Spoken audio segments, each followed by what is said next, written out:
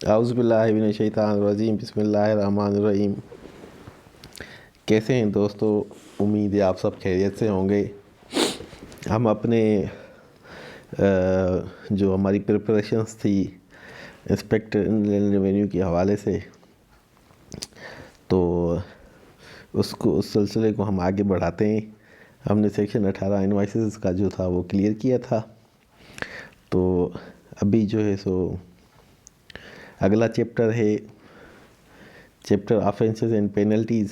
Section 19 से ये शुरू होता है। तो हम यहाँ से शुरू करेंगे। ये बहुत ही इम्पोर्टेंट जो है सो चैप्टर है और सेक्शन 19 इसका थोड़ा लेंथी भी है, समझने की ज़रूरत है। इसलिए आपको ना कम से कम कॉपी पेंसिल साथ रखिए ताकि जो मेन पॉइंट्स हों वो आप साथ साथ नोट भी करते जाएं। तो इसमें मैं बाकी स्लाइड्स तो शो नहीं करूँगा, सिर्फ इसका टाइटल शो करूँगा, बाकी मैं आपको वर्बली बताता जाऊँगा। सेक्शन 19 बेसिकली इसके मुख्तलिफ पार्ट्स हैं सेक्शन के, इसी सेक्शन के, तो वो हम वन बाय वन क्लियर करेंगे। तो वो ऑफेंसेस के बारे में है। Offences, penalties, fines and allied matters.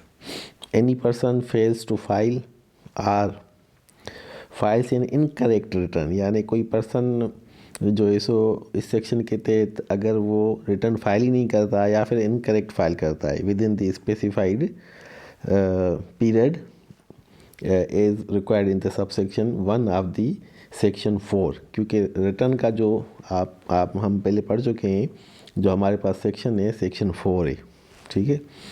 और उसके सब सेक्शन 1 के तहत जो रिटर्न रिक्वायर्ड होती है, जो रिटर्न फाइल करना रिक्वायरमेंट है, मैंडेटरी है for every person who is registered, तो वो अगर फेल होता है या इनकरेक्ट फाइल करता है, ठीक है ना, तो उस पर पेनल्टी लगती है। Or fails to make payment or make short payments of the duty shall pay penalty of 5000 rupees in case of non filing of the return, यानी उस रिटर्न के तहत जो ड्यूटी बनती थी वो ड्यूटी उसने पे नहीं की, ठीक है ना। तो इसके दो पार्ट हैं बेसिकली। एक पार्ट तो ये है कि जो शुरू में हमने पढ़ा कि वो रिटर्न फाइल नहीं करता या फिर इनकरेक्ट करता है, तो उस पर 5000 रुपये पेनल्टी लगेगी। दूसरा पार्ट इसका ये है कि उसमें जो ड्यूटी इन्वॉल्व थी, उस जो रिक्वायर्ड थी एज पर रिटर्न, वो उसने रिटर्न फाइल कर दी, लेकिन ड्यूटी जो उसमें इन्वॉल्व थी वो उसने पे नहीं की with in the time period गुजर गया, तो फिर उस पर क्या लगेगा?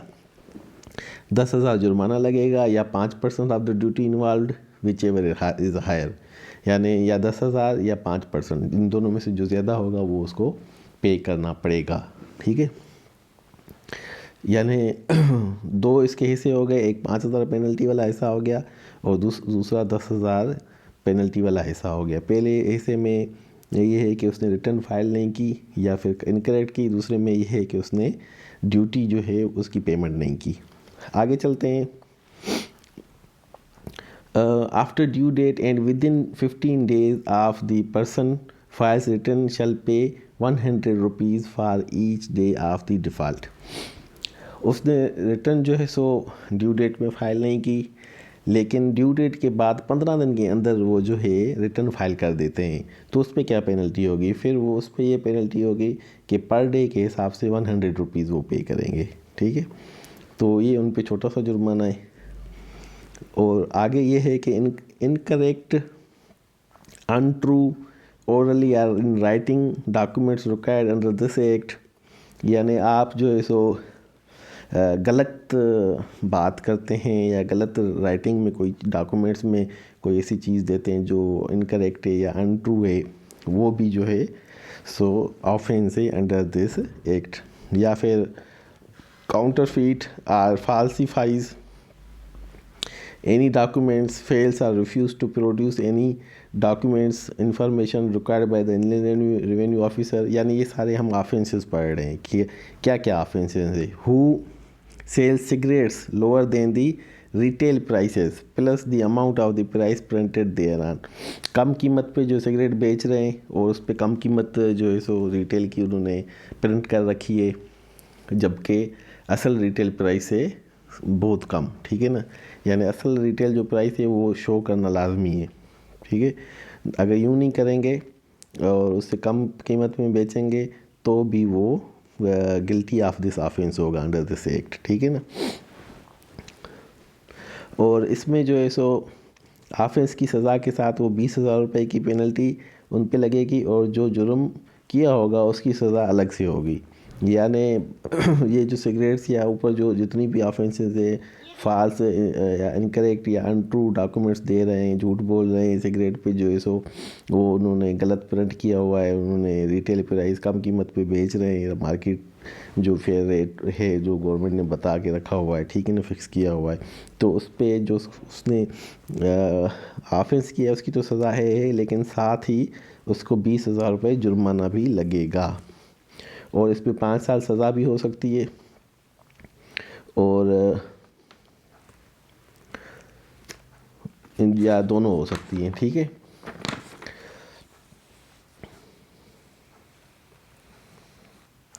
आगे बढ़ते हैं। अच्छा, जो ऊपर हमने एक पढ़ा है काउंटर फीट और फाल्सीफाइज ऑफ डॉक्यूमेंट्स जो होगा, इसके अलावा जो होगा अगर कोई कर रहा है या सिगरेट्स वगैरह के वाला से, तो फिर काउंटर फीट में तो इसको 20,000 देने पड़ेंगे, लेकिन सिगरेट्स में झूठ बोल रहा है, रिटेल प्राइस से कम दे रहा है, तो फिर उसकी 1 लाख का उसकी पेनल्टी होगी और 5 साल की सज़ा होगी, या दोनों होंगे, ठीक है।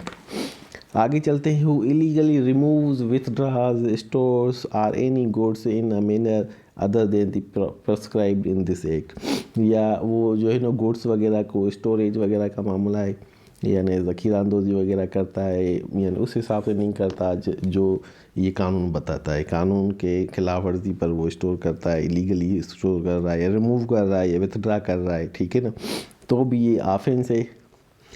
और conveying, removing, depositing in a manner to fraud to government is a violation of this act, या कोई बंदा जो है सो कोई ऐसी चीज़ डिपॉजिट कर रहा है या रिमूव कर रहा है ताकि गवर्नमेंट को से फ्रॉड कर सके, वो भी ऑफेंस है। या fraudulently evasion of the duty, या फ्रॉड करके ड्यूटी को इवेड कर रहा है, यानी जो एक्साइज ड्यूटी बनती है, जो टैक्स चोरी है वो करने की कोशिश करता है, ठीक है ना, करता है या कोशिश करता है, दोनों ऑफेंस है। कोशिश भी करेगा ना, पकड़ा जाएगा तो भी वो ऑफेंस है।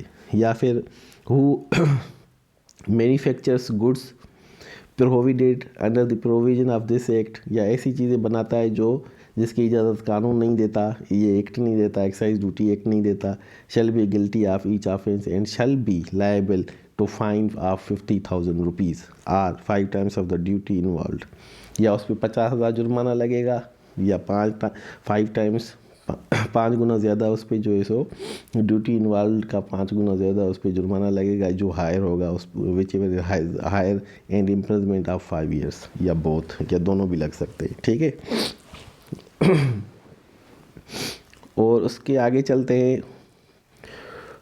Who without approval of the commissioner destroys data, manipulates data, remove data, damages data, क्योंकि देखें ना ये सारा मामला जो टैक्सेशन का है ना, ये डेटा पे इन्हिसार करता है। यानी आप फैक्ट्री में जाके एक एक डब्बा नहीं गिन सकते, लेकिन आप उनकी रसीदें देख सकते हैं कि इन्होंने रॉ मटेरियल कितना मंगवाया, लेबर कितना काम करती है, मशीन कितने घंटे चलती है, ये सारी फिगर्स मिला के आप अंदाज़ा लगाते हैं कि इनकी मैन्युफैक्चरिंग क्या है, तो इन पे ड्यूटी क्या होनी चाहिए।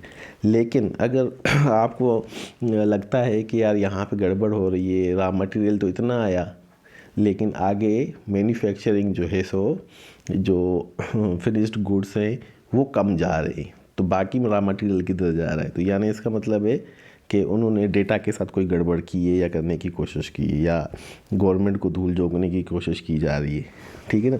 अगर ऐसा कोई ऑफेंस वो कर रहे हैं तो for the purpose to effect or reduce or to evade the liability of the excise duty, यानी एक्साइज ड्यूटी हड़पने की कोशिश कर रहे हैं, shall be liable to fine which may extend to 75,000, तो उस पर 75,000 का जुर्माना लग सकता है।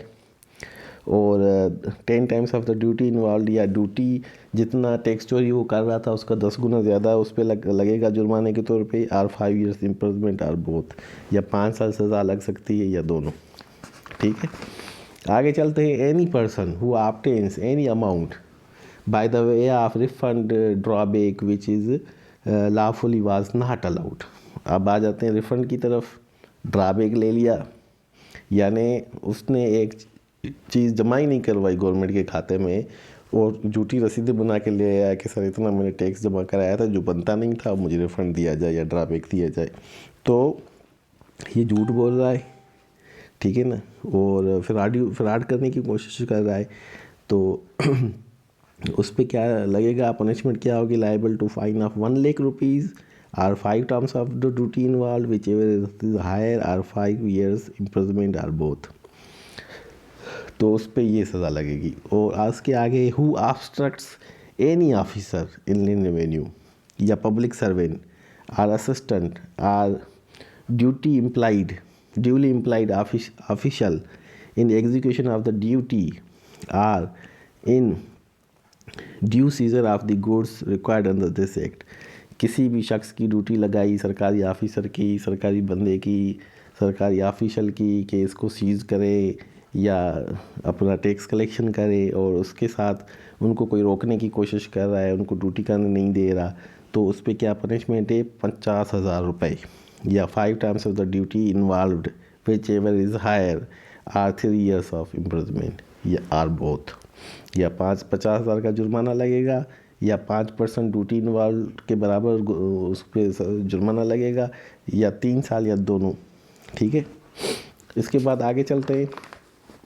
Offence committed by firm, company और director company unless he proves that the offence committed without his consent shall deem to be guilty of that offence. यानी कोई कंपनी फ्रॉड कर रही है, ऑफेंस कर रही है, या कंपनी का डायरेक्टर कर रहा है, तो वो ऐसे ही समझा जाएगा जैसे उसने खुद ये किया हो, ठीक है ना।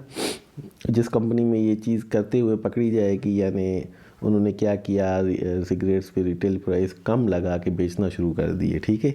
तो ये आप यूँ नहीं कहेंगे कि यार जो शिफ्ट सुपरवाइज़र था या मशीन जो चलाता है उसकी गलती है या वही एक सारा कुछ कर रहा है। कर जो भी रहा है कंपनी में हो रहा है, यानी कंपनी गिल्टी है, तो उसको ऐसे ही समझा जाएगा। या फिर उनको साबित करना पड़ेगा कि इसमें हम शामिल नहीं है, हमें मालूम ही नहीं था, वो फिर उनको प्रूफ देने पड़ेंगे, ठीक है। और फिर जो भी जुर्म वो कर रहे होंगे, टैक्स इन्वेजन का कर रहे होंगे या इनकरेक्ट डॉक्यूमेंट्स देने का कर रहे हैं, जो भी वाट्स एवर जो हम पीछे पढ़ कर आए, तो उसकी जो जो सज़ा वहाँ लगी हुई थी वो इन पे लगेगी। उसके बाद है, if retail price or health warnings is not fixed, indicated in manner specified in this act shall be liable to 500 times ad valorem in case of cigarettes and 400 times in case of other goods। अगर चीज़ों पे health warning नहीं लिखी हुई, proper वाजे नहीं है, या फिर रिटेल प्राइस वाजे नहीं है, अगर सिगरेट्स हैं तो फिर 500 गुना ज़्यादा एड वोलरम का मतलब है इन एडिशन तो केस ऑफ द सिगरेट्स, और 400 गुना ज़्यादा अदर गुड्स, ठीक है। तो जो भी ड्यूटी होगी उसका 500 गुना ज़्यादा अगर सिगरेट है, और फिर 400 गुना ज़्यादा अगर सिगरेट के अलावा कोई गुड्स है। आगे चलते हैं। Any person engaged in manufacturing of the cigarettes or unmanufacturing of the tobacco or evade duty of the excise duty or counterfeit tax stamps counterfeits goods to destroy such goods with the orders of the commissioner। अगर ऐसा कोई वो कर रहे हैं जिसकी इजाज़त नहीं दे रहा ये एक्ट की है, आप ना करें, ये मैन्युफैक्चर ना करें, या फिर वो ड्यूटी वेट कर रहे हैं, तो क्या करेगा, उन कमिश्नर की अप्रूवल से उन चीज़ों को डिस्ट्रॉय कर दिया जाएगा। And this person shall not be allowed any compensation, और उसको कोई कंपनसेशन भी नहीं दी जाएगी, ठीक है। उसके बाद चलते हैं, क्योंकि ये मामला ऐसा है कि गवर्नमेंट चलती टैक्स पे है ना, यानी ज़्यादातर इन्हिसार उनका टैक्स पे होता है। कोशिश उनकी ये होती है कि गवर्नमेंट टैक्स ज़्यादा से ज़्यादा कलेक्ट करे और वो अपने मामलात चलाए। अगर यूँ टैक्स ही चोरी करना लग जाए सारे लोग, तो फिर गवर्नमेंट चलेगी कैसे। आगे चलते हैं। If no penalty has been specified under this act shall be liable to penalty of 5,000 rupees or 3% of the duty involve. यानी अगर कोई ऐसा जुर्म वो कर देते जिसकी सज़ा इस एक्ट में नहीं लिखी, तो फिर उसकी क्या सज़ा होगी, कैसे तयन करेंगे वो? फिर उन्होंने जनरल एक दे दी पनिशमेंट कि 5,000 लगाओ उस पर या 3% ऑफ द ड्यूटी इनवर्ड लगा दे और मामले को रफा दफा करें। ठीक है, आगे चलते हैं। 19A सेक्शन आ जाता है। यहाँ पे तो मैंने वो स्लाइड नहीं बनाई, लेकिन 19A है proceedings against the authority and persons, यानी सरकारी ऑफिसर हैं, इनलैंड रेवेन्यू के हैं, फेडरल बोर्ड के हैं, तो उनके खिलाफ प्रोसीडिंग कैसे की जा सकती है।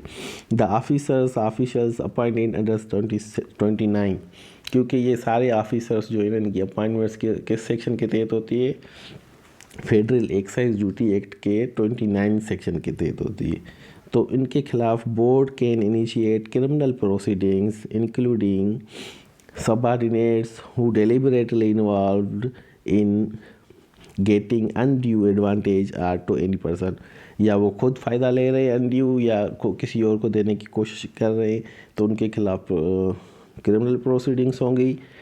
और सिम्पल्टेनियसली बोर्ड क्या करेगा, जो रेलेवेंट एजेंसी होगी यानी FIA या नेब या पुलिस व्हाट्सएवर, तो उनको भी इंगेज करेगी कि आप अपना काम शुरू कर दें इस बंदे के ख़िलाफ़, लेकिन उसकी अप्रूवल बोर्ड देगा। ठीक है, यानी FIA डायरेक्ट आके किसी इंस्पेक्टर रेवेन्यू को गिरफ्तार नहीं करेगी, उसके लिए उनके वो बोर्ड के पास जाना पड़ेगा, बोर्ड से इजाज़त लेनी पड़ेगी, क्योंकि भाई इंस्पेक्टर रेवेन्यू का एक दबदबा है या उसकी एक इज़्ज़त है, रेस्पेक्ट है, पढ़ा लिखा आदमी है, ला ग्रेजुएट है और FPSC का एग्ज़ाम देकर आया है। ऐसे आप उस पर झूठा इल्ज़ाम भी लगा के घसीट कर ले जाएंगे तो उसकी सारी इज़्ज़त ख़राब हो जाएगी।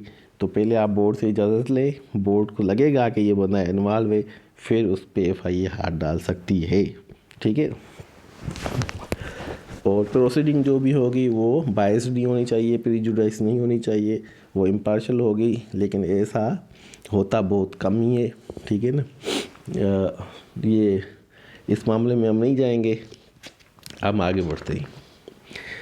सेक्शन 20A, 19 के बाद 19A पढ़ा हमने, उसके बाद section 20A appointment of special जजेस for trial of the offences. Appointment of special जज कौन करेगा? Federal government. अपॉइंटमेंट कौन करती है? फेडरल गवर्नमेंट करती है। इसमें और क्या होगा, स्पेशल जज अपॉइंट कर दिया, बात ख़त्म। आगे स्पेशल जज क्या करता है वो हमने पढ़ना है। Trial of offences by special जज, सेक्शन 21 है। उसके बाद 21A पे आएंगे, वो आगे चल के फ़िलहाल 20 को पढ़ते। Trial of offences by special जज एक्सक्लूसिव जुरिडिक्शन है। After his appointment all cases pending in other courts shall be transfer to him, यानी स्पेशल जज अभी अपॉइंट नहीं हुआ था, लेकिन केसेस जो है स्पेशल जज वाले वो किसी और कोर्ट्स में चल रहे थे, तो क्या किया जाएगा?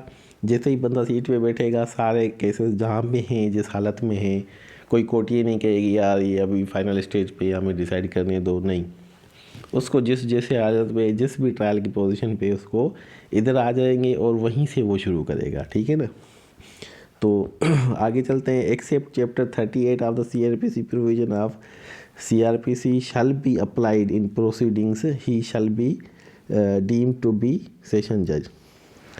CRPC का जो चैप्टर 38 है ना, आप उसको पढ़ने की ज़रूरत नहीं है। उसके अलावा जो 38 चैप्टर के अलावा बाकी सारे जितने चैप्टर हैं CRPC के, वो इस स्पेशल जज जो प्रोसीडिंग करेंगे वो इसमें अप्लाई होंगे, और स्पेशल जज को ऐसे समझा जाएगा, ऐसे पावर्स होंगे जो सेशन जज को होते हैं वो इक्वल टू सेशन जज ही समझेंगे, और ये अरेस्ट वगैरह संबंध जो भी करेगा वो बतौर सेशन जज सारे करेगा। ठीक है, स्पेशल जज shall take cognizance on the report of the inland revenue officer authorised by the board. Inland revenue officer की आप जो है ना देखें कितने पावर्स हैं, वो रिपोर्ट दे रहा है कि सर मुझे इस बंदे के ख़िलाफ़ कॉग्निजेंस लेनी है, इस पे फ़र्द जुर्म लगा है, मैं इसको अरेस्ट करना चाहता हूँ, इस पे ट्रायल चलाना चाहता हूँ।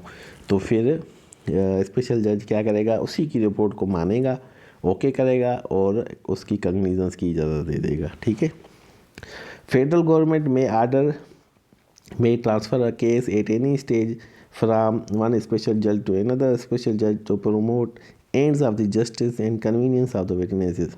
फेडरल गवर्नमेंट को अगर लगता है कि यार विटनेसेस की जो है सो सहूलत के लिए केस को ट्रांसफ़र कर दें एक जगह से, एक स्पेशल जज से दूसरे, तो वो कर सकते हैं, लेकिन फेडरल गवर्नमेंट, ठीक है, कोई और नहीं, यानी खुद से स्पेशल जज नहीं कर सकता, फेडरल गवर्नमेंट करेगा।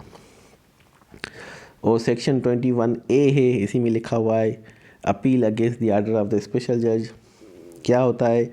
अपील हम करते हैं high court of the same province, जिस प्रोविंस का मैटर होगा उसी प्रोविंस की हाई कोर्ट में करेंगे विद इन 30 डेज़, यानी स्पेशल जज का जो फैसला था उसको हम चैलेंज करेंगे हाई कोर्ट में विद इन 30 डेज़, और वो सिंगल बेंच सुनेगा, ठीक है। जबकि सेल टैक्स में क्या हो रहा था, वो विद इन 60 डेज़ जो है ना उसको चैलेंज करना होता था हाई कोर्ट में जाकर, और उसको डबल बेंच सुनता था, ठीक है। और आगे चलते ये बहुत सिंपल था। 21A यानी हाई कोर्ट में जा रहे हैं अपील में, स्पेशल जज का कोई भी मैटर होगा वो अपील में हाई कोर्ट ही जाएंगे, ठीक है। Section 22 power to arrest and prosecute. Inland revenue officer is authorise by the board, board उसको अथोराइज करता है। who may arrest any person after obtaining the permission in writing from the collector concerned। Inland revenue को authority तो होती है arrest करने की, लेकिन उससे पहले फिर उसको अप्रूवल भी लेना ज़रूरी है कि मैं जा रहा हूँ और ये केस है। फ़र्ज़ करें आप कोई बड़ा बिजनेसमैन, बिजनेस टाइकून देख ले जो उसको गिरफ़्तार करने जा रहा है, या आम बंदा है वो उसने टैक्स इन्वेजन की है, सेल एक्साइज ड्यूटी की, तो उसकी परमिशन कैसे लेगा? कलेक्टर से लेगा, ठीक है। And shall intimate the fact of the arrest to the special जज इमीडिएटली, स्पेशल जज को फ़ौरन बताएगा। स्पेशल जज shall direct the officer to produce the detainee. फिर वो स्पेशल जज उनको कहेंगे यार ठीक है, आप जो है सो उस जिस बंदे को अरेस्ट किया उसको ले आए, फ़लाने दिन फ़लाने टाइम पे ले आए, फिर उसको जैसे वो कहेगा वैसे करेगा, ठीक है। इफ़ नो स्पेशल जज, अगर वहाँ पे स्पेशल जज नहीं है या दूर है या उसमें टाइम लगेगा, तो फिर क्या करेगा? नियरेस्ट मजिस्ट्रेट के पास ले जाएगा। विद इन 24 आवर्स उधर पहुँचना होता है, क्योंकि ये एक कॉमन लॉ में भी यही है, हमारे CRPC में भी यही है, हमारे सिस्टम में ये असूल है, पूरी दुनिया का ये असूल है कि कोई भी बंदा अगर आप अरेस्ट करते हैं, FIA करती है, पुलिस करती है, जो भी करता है, ठीक है, तो उसको 24 डेज़ के अंदर मजिस्ट्रेट के आगे पेश करके उसकी इन्फॉर्मेशन दी जाती है कि हमने ये बंदा पकड़ा है, ये बंदा हमारे पास है। ऐसा ना हो आप मस्जिदों में ऐलान करते फिरें कि बंदा गुम गया है, गुमशुदा है, ठीक है। तो ये फिर 24 आवर्स में मजिस्ट्रेट के पास ले जाएंगे। मजिस्ट्रेट क्या करेगा? उस पर टाइम और डेट फिक्स कर देगा, ठप्पा लगा देगा कि जाए अब स्पेशल जज के पास जाए जो इसका बनता है जहाँ पे, और इसके ट्रायल वगैरह चलाए, ठीक है। स्पेशल जज हैज़ पावर टू ग्रांट या रिफ्यूज़ द बेल। स्पेशल जज बेल भी दे भी सकता है, ग्रांट भी कर सकता है। अगर बेल ग्रांट कर दिए फिर उसको कैंसिल भी कर सकता है at any stage. And remand custody of the detainee to inland revenue officer, जैसे पुलिस में होता है, रिमांड देते हैं, पुलिस कस्टडी में बंदा चला जाता है या जुडिशल कस्टडी में बंदा चला जाता है, ठीक है।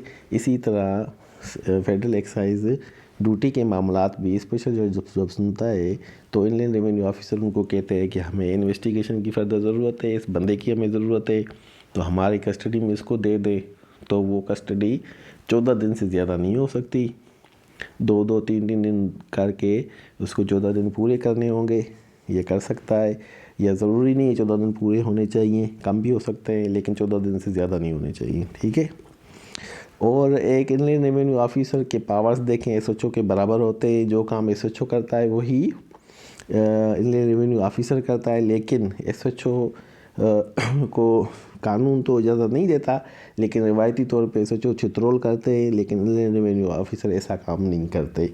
वो पढ़े लिखे लोग होते हैं, समझदार होते हैं, सिविलाइज्ड होते हैं, सिविलाइज तरीके से पेश आते हैं, और वो फैक्ट्स एंड फिगर्स पे ज़्यादा फोकस करते हैं बजाय जो बंदों की छितरोल करने के, ठीक है। और ज़्यादातर कोशिश करते हैं कि मामला कंपाउंड की तरफ जाए, बंदे को 5 साल सज़ा दिलवा के उससे गवर्नमेंट को क्या मिलेगा, वो कोशिश करते हैं बंदे से इस तरह नेगोशिएशन करें इस इंक्वायरी के दौरान कि वो अपनी चोरी भी मान ले, फिर राज़ी भी हो जाए जुर्माना देने के लिए और आइंदा करने से तौबा भी कर ले। ठीक है, तो फिर उनका मेन मकसद ये होता है कि टैक्स आना चाहिए, गवर्नमेंट के खाते में पैसा आना चाहिए। ठीक है, और चोरी को रोकना चाहिए। तो उनका ये मकसद नहीं होता कि बंदे की चित्रोल करके उसकी अदमुआ कर दो, उसको जेल में डालो, लोगों से जो है सो पैसे लेके उसकी दुश्मनियाँ निकालो। ठीक है ना, जो जैसे हमारे मुल्क में अक्सर तौर पाया जाता है। तो आगे चलते हैं। जब उसकी अरेस्ट हो गया, मजिस्ट्रेट के पास, स्पेशल जज के पास आ गया, तो 14 दिन की रिमांड तक दे सकता है उसको। May release him with or without the sureties after submitting the report of the inquiry and obtaining approval of the commissioner। फिर इंडियन रेवेन्यू ऑफिसर जो है उसको लगता है कि यार हम गलत थे और ये बंदा इसमें इन्वॉल्व नहीं है और हक़ाइक़ सामने आने लगे, हक़ाइक़ की रोशनी में उसको लगता है कि यार इस बंदे को खामखा हमने घसीटा हुआ है, इसको रिलीज़ करते हैं। तो कमिश्नर से अप्रूवल लेकर उसको रिलीज़ करेंगे और उसकी रिपोर्ट जो है स्पेशल जज को देंगे। फिर उसके बाद स्पेशल जज को हम सेटिस्फाई करेंगे कि वाकई इस बंदे को इस मामले में नहीं घसीटना चाहिए। अगर वो सेटिस्फाई हो जाता है तो फिर वो उस बंदे को डिस्चार्ज किया आर्डर्स कर देगा। ठीक है, तो वो पहले रिलीज़ कर रहा था कमिश्नर की अप्रूवल से, फिर उसी बंदे को डिस्चार्ज की ज़रूरत है मुकम्मल, फिर उसको स्पेशल जज से इजाज़त लेके उसको डिस्चार्ज भी किया जाएगा। आगे आते हैं, सेक्शन वही चल रहा है। इंडियन रेवेन्यू ऑफिसर क्या करेगा, मेंटेन करेगा एक रजिस्टर जिसको अरेस्ट एंड डिटेशन रजिस्टर कहा जाता है, जिसमें टाइम, डेट वगैरह, गुड्स, विटनेसेस की और बाकी डिटेल वगैरह लिखी होगी। ये क्वेश्चन में भी आ सकता है कि उस रजिस्टर का नाम क्या है। रजिस्टर का नाम है arrest and detention register. Indian revenue shall submit a report to the special जज आफ्टर कंप्लीशन ऑफ इंक्वायरी ख़त्म करेगा, उसकी रिपोर्ट इंडियन रेवेन्यू स्पेशल जज को देगा और फिर उसकी डिस्चार्ज के आर्डर होंगे। फिर कन्फेशन है shall be recorded by the magistrate. अब स्पेशल जज केस सुन रहा है, लेकिन अगर बंदा कन्फेशन करना चाहता है, कहता है यार मैं मानता हूँ ये जुर्म मैंने किया है, मैंने गलत प्राइस प्रिंट की, मैंने 2 नंबर चीज़ें बनाई, मैंने गवर्नमेंट की रूल्स को वायलेट किया, वो सारा बयान देना चाहता है या खुद मानना चाहता है, तो उसके लिए स्पेशल जज के आगे वो ये नहीं बयान करेगा, क्योंकि ये एक सेटल्ड रूल है। जहाँ पे भी कन्फेशन होती है ना, तो वो अगर पुलिस के सामने होगी तो वो कन्फेशन को मुकम्मल नहीं माना जाएगा। चाहे चीफ जस्टिस सुप्रीम कोर्ट के सामने भी कन्फेशन करेगा तो उसको मुकम्मल नहीं माना जाएगा। कन्फेशन के लिए सही बंदा है magistrate first class under section 164 of the CRPC। तो आपको जब भी कन्फेशन की ज़रूरत पड़ेगी आप मजिस्ट्रेट को पकड़ेंगे, उसके पास जाएंगे और उसके पास रिकॉर्ड करेंगे। वो जब अपना ठप्पा लगाएगा तो ही कन्फेशन को सही कन्फेशन माना जाएगा, वरना उसकी कोई वैल्यू नहीं होगी। ये इम्पोर्टेंट सवाल है, तो इसको भी आप नोट कर लीजिए। And commissioner can compound before और after initiation of the proceedings if the person pays default charge duty involve and penalties ETC। ठीक है, कमिश्नर को ये पावर है कि उसके किसी भी बंदे के ख़िलाफ़ अगर कोई प्रोसीडिंग्स शुरू हो चुकी हैं या होने वाली है या अभी होनी है, लेकिन वो कंपाउंड करना चाहता है या नहीं, वो सुलह करना चाहता है, वो मामलात को सेटल करना चाहता है और पेनल्टी देकर, सरचार्ज देकर और ड्यूटी जो हमारी बनती है वो देकर, तो फिर कमिश्नर कहता है कि क्यों भाई स्पेशल जज को तकलीफ़ दे, अपने लोगों को तकलीफ़ दे, वो विटनेस को बुलाए, गाड़ियों का खर्चा हो। बेहतर है बंदा मान रहा है उसकी जान छोड़ो यार, उससे पैसे लो, उसको घर जाने दो इज़्ज़त के साथ। ठीक है ना, और आइंदा उस पर कड़ी नज़र रखो। ठीक है, तो वो कंपाउंड कर लेंगे। यहाँ ये सेक्शन 22 ख़त्म होता है। उसके बाद सेक्शन 23 है पावर टू समन करना है, टू गिव एविडेंस और produce documents in the enquiries. Proceeding शुरू हो चुकी है, उसमें उनको ये समन करेंगे, बजाय जो सीधा दरवाजे पे जाके पुलिस को खड़ा कर दें, चलो जी बाहर निकलो हम तुम्हें गिरफ़्तार करने आए, उससे पहले हम समन करेंगे। ठीक है ना, और समन हर शख्स को कर सकते हैं जो भी उसमें होगा, ठीक है ना। और समन जिसको किया जाएगा वो बाउंड है कि वो सच बताए, और ऐसी समन वगैरह जो भी ये करेंगे स्पेशल जज या अथोराइज्ड ऑफिसर, वो उसको ऐसे नहीं समझा जाएगा कि ये कोई एडमिनिस्ट्रेटिव समन है भाई, अब करो इसको मानो या ना मानो। ये जुडिशल प्रोसीडिंग के ज़मरे में आती है, ठीक है ना। जितने भी कार्रवाई होगी, ये सम्मन करना, उसको कॉल करना, जो भी होगा वो section 193 and 228 of the PPC, उसके तहत ये जुडिशल प्रोसीडिंग समझा जाएगा। और पर्सन जिसको बुलाया जा रहा है उसको वो पाबंद है कि वो विटनेस के तौर पे गवाहियाँ कर दे, डॉक्यूमेंट्स भी प्रोवाइड करे और तावन करे, ठीक है ना। जिसका आगे सेक्शन 24 में भी जिक्र है, officers to require to assist officer and revenue officer. और सरकारी जो मुलाजमीन है, पुलिस हो, कस्टम हो, सिविल आर्म फोर्सेस हो, गवर्नमेंट के हो, जो भी हो, जितने भी लोग हैं ये सारे तावन करेंगे इंस्पेक्टर या authorised officer of the inland revenue. यानी आप अगर इंस्पेक्टर बन जाते हैं तो जिस भी इलाके में आप जाएंगे रेड के लिए या मामलात के लिए, जो भी देखने जाएंगे, आपसे पुलिस तावन करेगी, सरकारी ऑफिसर्स आपसे तावन करेंगे, आपकी हेल्प करेंगे, ठीक है। क्योंकि आपकी हेल्प नहीं करेंगे तो जो तनख्वाहें ले रहे हैं गवर्नमेंट के ख़जाने से, ख़जाना ही खाली होगा तो उनको तनख्वाह कहाँ से मिलेगी। तो वो इसलिए आपको बड़ी इज़्ज़त देते हैं कि भाई आप ख़जाना भरते रहे और हमारी तनख्वाहें आनी चाहिए, ठीक है ना। तो वो इसलिए आपको बड़ा प्रोटोकॉल भी देते हैं और ये उनकी ड्यूटी में शामिल है। यहाँ पे हो जाता है चैप्टर पेनल्टीज़ इन ऑफेंसेस वाला चैप्टर 3 क्लोज, ख़त्म, फिनिश, कंप्लीट, ठीक है। और आप सबको मुबारक हो। अगला चैप्टर 4 है सर्च, अरेस्ट एंड सीजर। ये छोटा सा है, इसको जल्दी जल्दी में मुकम्मल कर लेते हैं। और ये search and arrest how to be made. फिर इस वीडियो को हम ख़त्म करेंगे, ठीक है।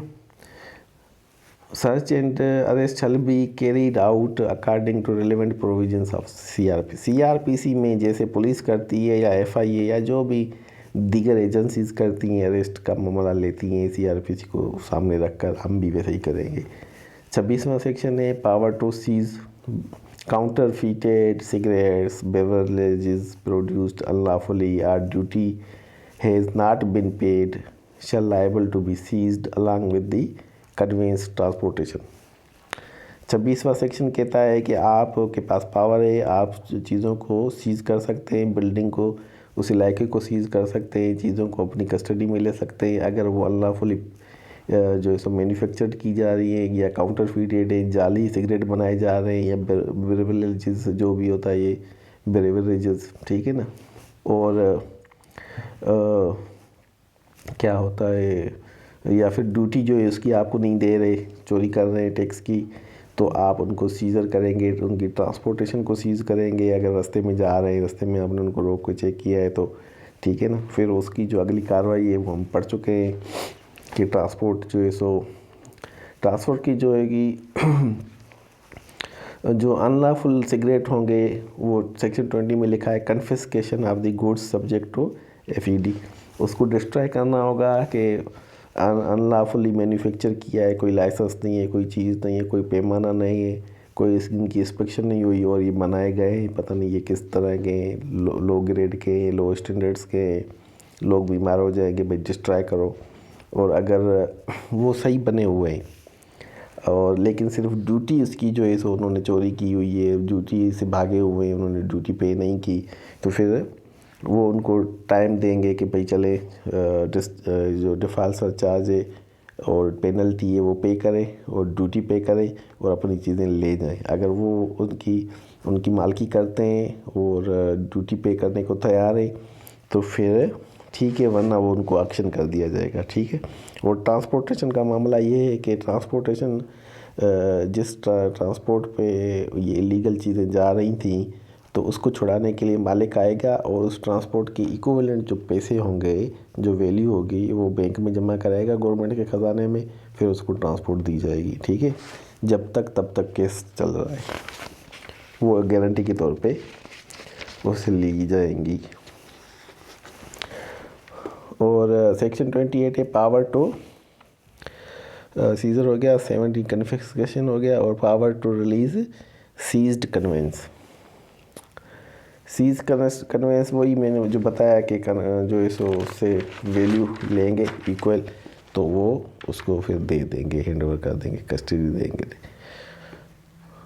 सेक्शन 30 ये हम अगले ही सेक्शन में पढ़ेंगे, अगली वीडियो में पढ़ेंगे। अभी 29 तक ही हमारे चैप्टर पूरे हो चुके हैं, और आप सब इसको 2-3 दफ़ा देखिए लाजमी, जब तक आपके एग्ज़ाम्स नहीं होते। रोज़ाना की बेस पे इस वीडियो को सुना करें, इससे पहले वाली को भी रोज़ाना की बेस पे सुने। और अगर ये और इसी में से नोट्स भी बनाएं आप, जो मैंने जितनी भी बातें की हैं, आपके बेर एक्ट जो है, फेडरल एक्साइज एक्ट का जो एक्ट बना हुआ है, जो सेक्शन वाइज है, उसमें कोई चीज़ मैंने छोड़ी नहीं है, सारी 1 to 1 मैंने आपको बताई है section wise, word by word, जो मोस्ट इम्पोर्टेंट चीज़ें थी जिसमें से MCQs आ सकता है। तो आप इसको बार बार सुनें, अपने नोट्स बनाएं इसी वीडियो से, इंशाल्लाह आपको बड़ा फ़ायदा होगा। तो अगली वीडियो तो सेक्शन 30 से हम शुरू करेंगे, आनवर्ड जाएंगे, और इंशाल्लाह अगली वीडियो में हम पूरा फेडरल एक्साइज एक्ट ख़त्म कर देंगे, क्योंकि वो टोटल 49 सेक्शन है। तो समझ लें 30 से आगे तो कितने बनते हैं, 19 एक बन जाएंगे, तो 19 से भी कम होंगे, लेकिन क्योंकि कुछ ओमिटेड भी होते हैं, वो हम अगली वीडियो में मुकम्मल कर लेंगे। ठीक है, तो मुझे इजाज़त दीजिए, और एकेडमी ऑफ लीगल स्टडीज़ में अभी तक के लिए इतना काफ़ी है, और अगली वीडियो तक का इंतज़ार कर लीजिए। बहुत शुक्रिया, अल्लाह हाफ़िज़।